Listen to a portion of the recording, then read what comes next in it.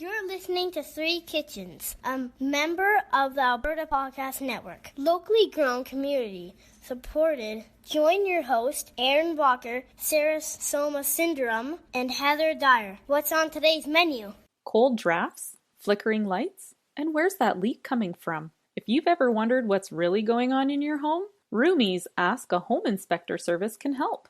Connect with a certified professional home inspector by phone or video call and get your questions answered. Roomy will let you know what's easily fixable with a little DIY or when you might need to call in some professional help. Visit roomy.ca, that's RUMI.ca, and book your Ask a Home Inspector appointment today.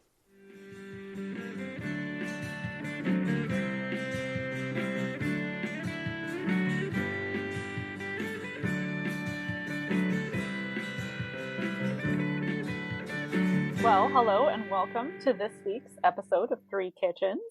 It is me, Erin, joined by my two lovely friends, Heather and Sarah. Hello, hello. Hi. How are you guys? Oh, well. Slight technical difficulties over in one corner today here. That's right. Please forgive Heather.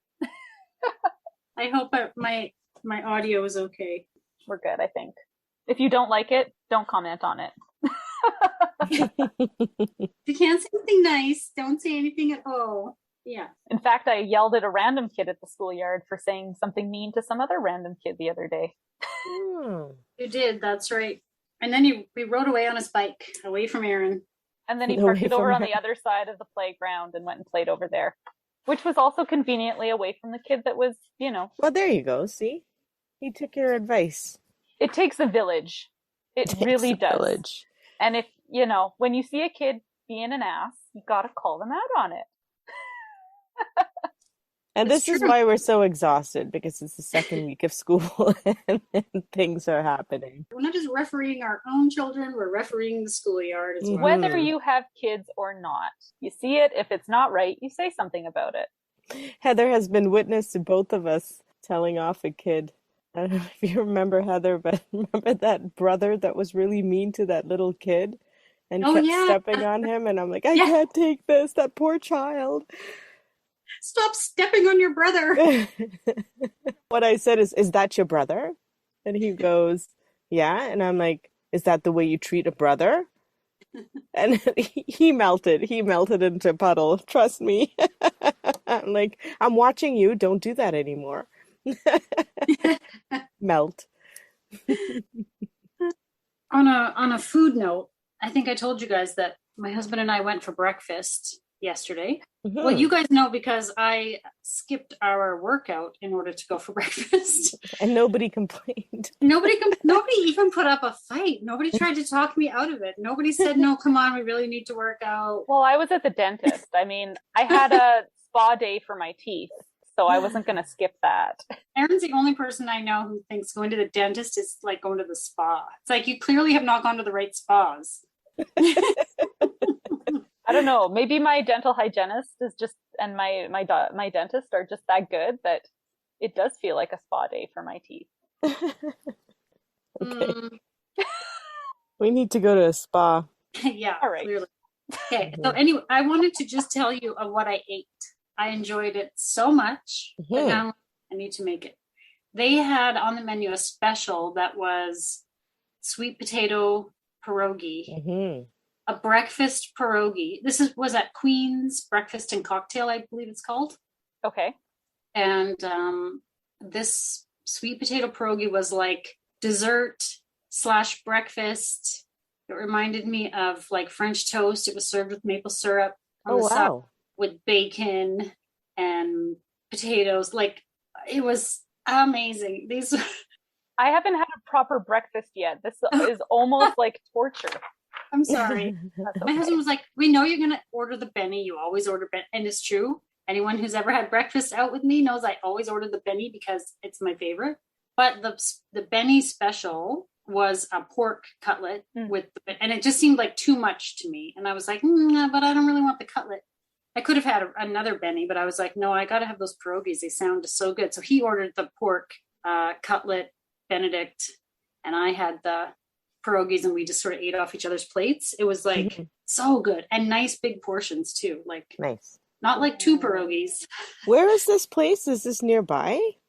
Yeah, it's on Edmonton Trail and about 30th.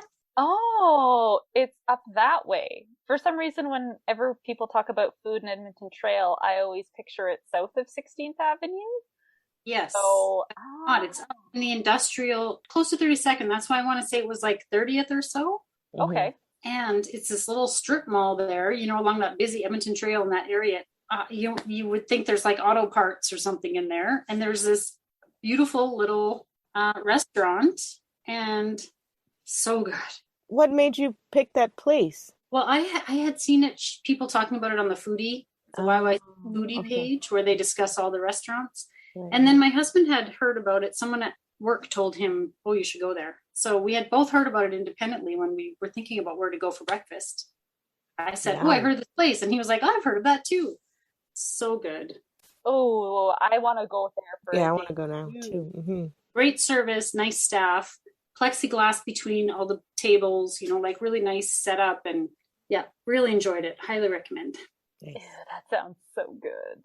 And now I want to make pierogies with all kinds of things in them. Like I'm kind of a traditionalist when it comes to pierogies, but I would like to expand and make something different with pierogi. Sorry, what's a traditionalist pierogi? A traditional pierogi mean? Potato, and cheese? bacon, cottage cheese, dill. Those are kind of traditional. Sometimes sauerkraut. Right. Those are kind of the traditional fillings. I would call them traditional. I'm sure other people have different traditions, but so good. So now you could put sweet potatoes, bacon and sweet potato and syrup. Bacon and maple syrup. Wow, what a great combination. I love it. It pairs so well. Well, I hope you enjoy the sound of all those things, Sarah, because I'm going back into an avenue that maybe isn't your favorite. Beets. Beets.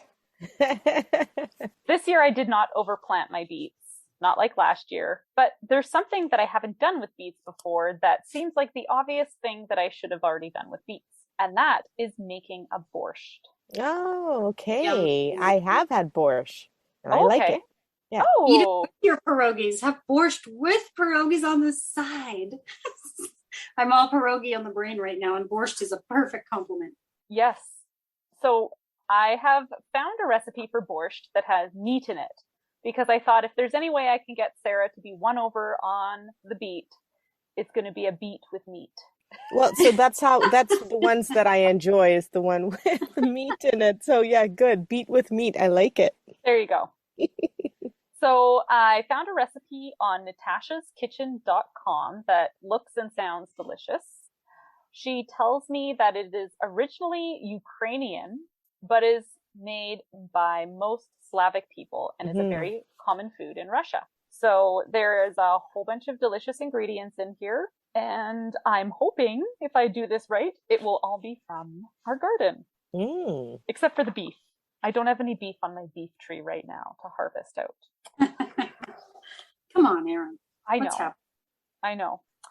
But it's got beets, it's got tomatoes, potatoes, onions, carrots, cabbage, fresh parsley, and garlic, and then a dollop of sour cream at the end. So it sounds like for this recipe, I'm kind of making my own beef broth. If your meat is bone in, place it in the water whole and let it boil for at least an hour. Then remove it from the soup, cut away the bone and discard it, and then dice up the meat into 1-inch pieces. Right, okay.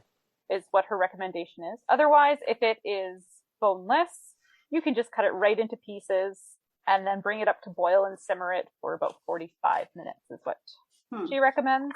And then you just want to kind of skim it as you're doing this to remove any of the foam that rises up to the top. Right.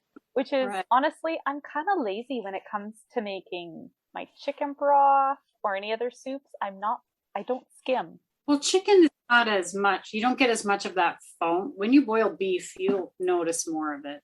So this time, I am actually going to do what I'm told.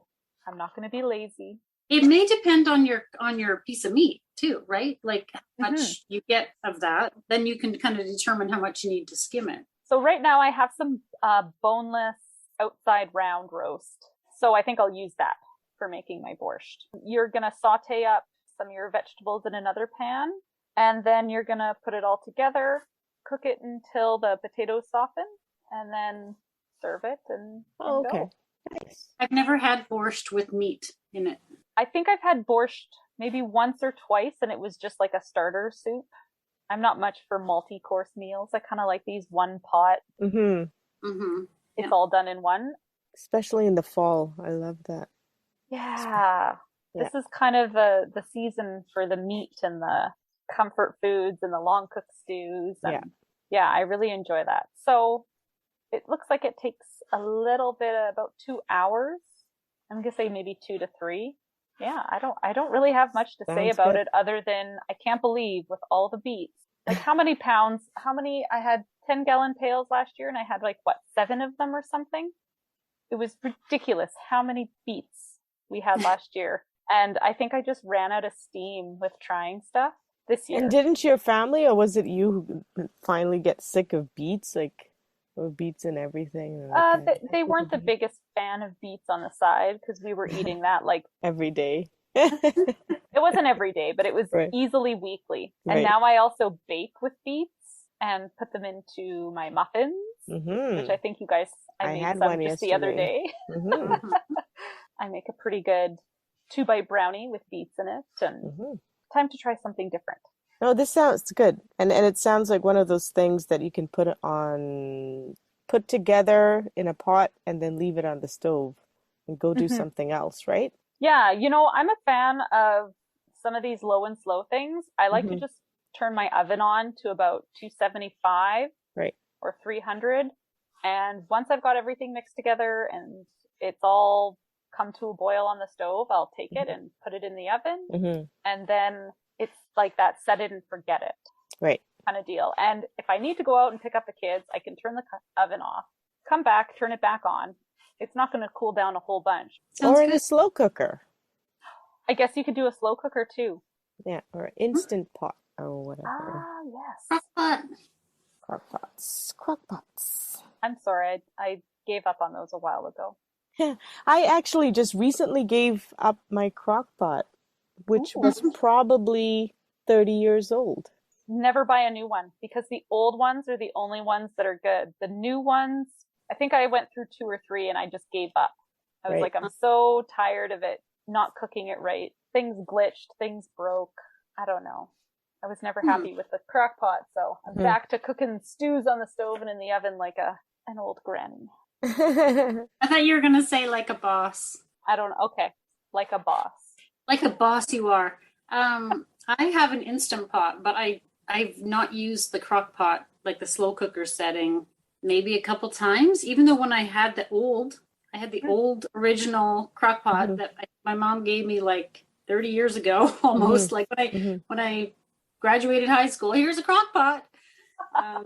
And that thing was great, but then when it kind of crapped out and then I replaced it with an Instant Pot, I like the Instant Pot, the pressure cooker, but I don't like the slow cooker in it. And why is that? I don't know. I honestly don't know. Okay. I don't think it's the same. And I wonder if it has anything to do with the material because it's a metal pot. Oh. I completely agree. So I have an Instant Pot and now I kind of regret that I gave away my crock pot because I find that the metal changes the taste slightly. Yeah. I mean, it's not awful, like it's not terrible, but you can, I don't know, it's different. So I'm like you, Erin. I would rather put it in my Dutch oven and like either leave it on the stovetop or put it in the oven with the lid on. It just seems to work better. But lots of people like the slow cooker function on the Instant Pot, so maybe they mastered how to make it work. That's what I use it most for. I think you just have to find the method that you like and use it. Like slow cooked stew is the smell of the house. I love it. So fall. It's so comforting. Just reminds me of fall foods. What would people usually eat borscht with? Like bread? Oh, probably. I would assume so. Because you had mentioned pierogies, and I'm like, ooh, pierogies and borscht. Come on, Erin. Put beets in a pierogi. What? No, don't put beets in a pierogi. What? Well, I just had a sweet potato in it and it was awesome. So why not beets? But beets don't mash. Okay. They're not starchy enough. I got excited there for a second. But I do have a recipe for a beet gnocchi. Put it in the dough. There you go. You would have to you could make some really pretty, Sarah. Yes, Make some really pretty dumpling wrappers with beets, and then you could stuff them with the orange on the inside and put some little faces. Yeah, I do make it with beet powder. That's one of my natural powder colorings is beet powder. Doesn't taste like beets though. Good thing. It's a good thing. We're trying to find a way to sell this to you, Sarah. We'll get you there eventually. All right. Bye. Well, I'm excited. You know you have to put up with this. Of course. We know that your husband loves beets. I always bring him a whole bunch of beets. He's so happy. And he cooks them. He actually makes the stuff because he knows what he likes. And my daughter loves it. My son and I, we're not convinced. We're not convinced they're quite right. Oh.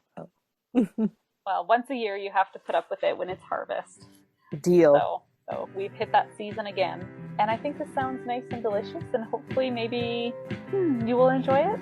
I'm sure I will. I'm quite sure I will. Well, I don't know about putting meat in it. I'm not sure how I feel about that, but it's so good. It's open good. to trying it. Okay, well, I'm actually looking forward to this. So make us some borscht. I shall go forth and make borscht. Hi, y'all. This is Ryan from the Eat More Barbecue podcast. I'm just a guy that loves slow smoked southern barbecue. I love eating it, I love cooking it, and I really love talking about it. I want to help grow the barbecue culture here in Alberta, and this podcast is a great way for me to share the stories of the people involved in the barbecue community, like restaurant operators and competitive barbecue cooks. Along the way, I also visit with other folks like farmers, distilleries, breweries, and anything of interest to barbecue people. A new episode comes out every Wednesday wherever you listen to podcasts. Keep on smoking, folks. So, here we are back. You've had your borscht. got my borscht bellies. Ooh, the beef borscht belly. Beef borscht belly. All right, Heather, you were the skeptic because you were like, I don't know about this beef borscht thing. So I'm going to throw it right to you. Okay, it's true. I was a little skeptical because I've only ever had it the vegetarian way. And honestly, when I got the jar and I looked at it, I was like, what kind of borscht is this? Because I realized I'd actually only ever made it and eaten it pureed. So it was always smooth and creamy and like a pureed. There must be like 100 different ways of making borscht. Must be, yeah. Yeah. Oh, yeah. Yeah. So it was like all the beets were in little pieces and there was beef in there. Not a lot, like a couple of pieces of beef. And tasty. So tasty. Like not quite what I was expecting, but I loved it. I loved it. Oh, good. I'm really glad. I'm glad it was a winner. I thought it was freaking amazing. I have decided that there's going to be like an annual borscht night. Only once a year? Why annual? Because with harvest, I have decided like when my beets come out, we just got a quarter of a beef delivered or quarter of a cow. Sorry. This is gonna be one to edit. So we got a quarter of a cow delivered. It now officially fills up my entire freezer from bottom to top. Wow. Everything that was in there is now crammed in my freezer upstairs. And so when I get my beef and I get my beets, this borscht, I have to make once a year. I think it's delicious, but I feel like it wouldn't be as special if I made it more often. If you served it all the time. Right? Okay. If we had this more often, then it wouldn't be as amazing, delicious, special. Mm-hmm. So I used a stewing beef that it was boneless. I cut it up into little cubes. I tossed it into a whole bunch of water and just boiled it. I'm going to say for maybe an hour and a half or 2 hours because it kind of got out of control. I started it early. Stuff started happening. I don't know how much time it really boiled for, but I was like, I got to get the rest of the ingredients done. Instead of grating my carrots and my beets, I spent the time of painstakingly julienning everything, or maybe not julienne, I matchsticked all of my beets. Yeah. So that's how you got all those beautiful little chunks in there. I thought that was so... Yeah, I thought it was good chunky. Yeah, I liked the size, and I thought, oh, it'd be so much nicer if I, spent the time and matchsticked these. And did you say there were carrots as well? There were carrots. I didn't notice that either. I didn't went notice silent. I'm like, oh man. I guess they go pink and then they just look like a beet. They look like a beet. And they're crunchy like a beet. I guess, yeah. Everything was kind of cooked sort of separately. So the beef sat and boiled in the water. In a separate skillet, you fried up the beets in olive oil and vinegar. You put all these beets into the pan, which was quite a bit. Then you add in your sugar and tomato sauce. Oh, okay. And then really let them soften. So that was for probably 10 or 15 minutes. As soon as that's done, I scraped them out of the pan and left them in a bowl on the counter. And then in that same skillet, with no need to wash it, I sauteed the onion in butter. I added the carrot, and then I cooked those until they softened. So everything was kind of being cooked in stages along the way, as my beef was boiling. What herbs went into this again? Bay leaves, salt, and pepper. Oh, so pretty simple, hey? It was pretty tasty for... Oh, but wait. Here, we're still getting to the good stuff. Oh. Once the meat had been cooking for a while, kind of got like a beef broth going on, you add in your cabbage. So just chopped up cabbage. You add in your sauteed beets, your sauteed onions and carrots, chopped up tomatoes and potatoes, your bay leaves, your pepper, your salt. So then you let all those things come together. Now at the very end, when you're getting ready to serve it, you're supposed to add in pressed garlic after you remove the pot from heat and just let it sit for 20 minutes. I like it. I was getting down to the wire here. It was already like 6 o'clock. I had to feed the kids and the family and everyone's hungry. And I was like, I don't have time for this to sit for 20 minutes. So instead, I added salt and garlic into my mortar and pestle, and I crushed it up into a paste. Right. And then I stirred that paste in after, because I was like, you know what, that's just going to infuse it with this garlic flavor much right faster, at the very end, really fast. I really liked that instead of turning stewy, it still stayed soupy. Yes. Yeah. I liked having the soup with all these rich ingredients rather than the stew, because sometimes a stew can get so thick and heavy. And I really liked that it was a light, thin soup with all these delicious ingredients. The taste before the garlic paste and after the garlic paste, game changer. That's what made it so freaking delicious, was this garlic paste at the end. Oh my gosh. And then you had to put the dollop of sour cream in when you ate it. That added such a great little creaminess to it. It wasn't a ton of sour cream, because sometimes I feel like I want a ton of sour cream in there. Just that little tablespoon of sour cream when you serve it. Loved it. Yeah, you have to have sour cream with borscht for sure. I had it with yogurt. Hey, are you going to ask me what I thought about it? Black and invisible because it's a Beets recipe? Well, I mean, Heather's been invisible for so long, Sarah. You That's have to right. give I'm up like... the platform every once in a while to let Heather in. Once in a while, someone else has to be the one who's ignored. You could be the middle child today, Sarah. So this is what it feels like. Yeah. All right. Okay, Sarah, tell us. Well, I don't want to say now. See? That's happened to me before, too. Yeah, don't be stubborn. I don't have time for this.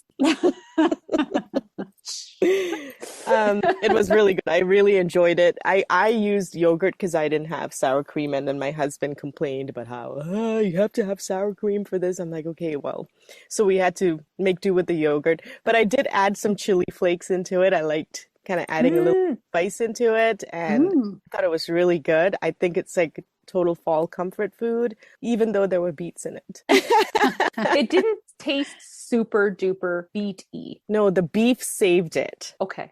Like big chunks do you think of that's beef. what it was? Oh, I loved it. I think the vinegar helps too to break down that really intense earthy flavor. Kind of sweetens them a little bit. Exactly. More like a pickled beet. Exactly. A little bit. It was yummy. Yeah. I honestly, it was a little surprising when you started listing off potatoes, carrots, cabbage. I was like, that was in there? All I got was beets and beef. Like, I swear. But obviously those things blend in so that you don't even notice them. I agree. I didn't really realize that all those things, because everything was red. But I could tell what the beef was. And then I assumed everything else was a beet. Me too. Yeah. But it was very tasty. I remember I texted you to say like, oh, I wasn't hungry, but I thought, oh, I better try the borscht because it's in my fridge and I really want to try it. And then before I knew it, the whole jar was gone. Just me. Not even hungry, but hunger was not a factor. It was so good that I just wanted to eat I ate that whole little jar myself. I didn't share it with anybody and I loved it. See, Heather is taking the only child spot today. Yeah. She was selfish with the food. She got to speak first, her comments. Yak. That's right. I would totally make this because I absolutely. If you want to look it up, it's natashaskitchen.com. Okay. I'm going to do that. It's a borscht recipe with meat is the name. Borscht recipe with meat. Excellent. In her recipe, she says beef specifically, or? There's a note at the bottom that says pork can also be used. Okay. Oh. Because I thought the beef went really well with it. I've always enjoyed the beef and the beet combination. Yeah. The beef and the beet. And I have a feeling that boiling the meat for a really long time, that made it extra good. Yeah, because that meat tender. was like, it just fell apart. I was like, oh, now I got a piece of beef I got to chew in the middle of my nice soup. But it just fell apart. Like it was really so tender that I think that's actually a good thing. I mean, you probably can overboil your meat, and I'm committing some sort of sin saying you can't. Well, how often do you boil meat? But in stews you do, right? Yeah, but don't you brown it first? You're supposed to get that kind of flavor. Oh, yeah. Right. So it's not the same texture. When we were camping, we made steak sandwiches once where we boiled the meat and then seared it on the grill and then put it in our sandwich. Best homemade steak sandwich that I've ever had. So you were talking about your steak sandwich. I do that with my tacos. I Really? boil it, but I boil it in lard. What do you mean? Like you liquefy lard and then boil in it? Boil my tacos and then I sear it on the grill. And now I got two textures and it's amazing. Isn't that just frying, Sarah? Can we just call it what it is? No, it's not. How much freaking lard? Do you buy like the Costco tub of Crisco or something? Like the fuck? Yeah. Because when you actually boil it in lard, and it actually boils, like it doesn't sizzle, it actually boils, and then you cover it, all that moisture from the beef then gets into the broth, and there's just a boil. It's amazing. Never heard of this. Yeah, well, you gotta try my tacos that I want to share with Roy Choi, and then him like serve it from his taco food truck and name it after me. Hello, Roy Choi. And once again, she's talking about getting in your food truck, Roy. I mean, it's got to happen one day. She's putting it out in the universe. We can manifest this for you. Please. Well, Erin, this was fantastic. And I absolutely will be making it. I don't have any of this in my garden. Well, I've got tomatoes and I've got carrots. I got the beets. That's it. You can come and harvest them yourself so that you can have the full experience. Excellent. How many beets did you use for this recipe? I used 3 beets that were probably baseball to softball-ish size, somewhere in between there. They were 3 good sized beets. All right. I'm going to come and dig beets out of your garden, steal them. Yeah. Although I'm not opposed to making it with store-bought beets. I would still make it. Heather, can you take 3 out for me too? I can't dig up soil. There are worms in there. I can't do it. Just Okay, I'll go and harvest your beets for you, Sarah. Thank you. Back to only child nonsense. Can you do that for me? Yeah. You're so good at it. You're the best. Yeah, Heather, you just stepped back into middle child again.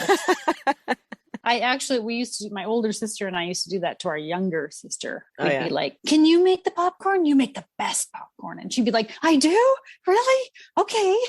Poor children. Eventually she clued in. Like, my husband will try that, but you do it. So I'm like, no, that doesn't work here. I know that trick.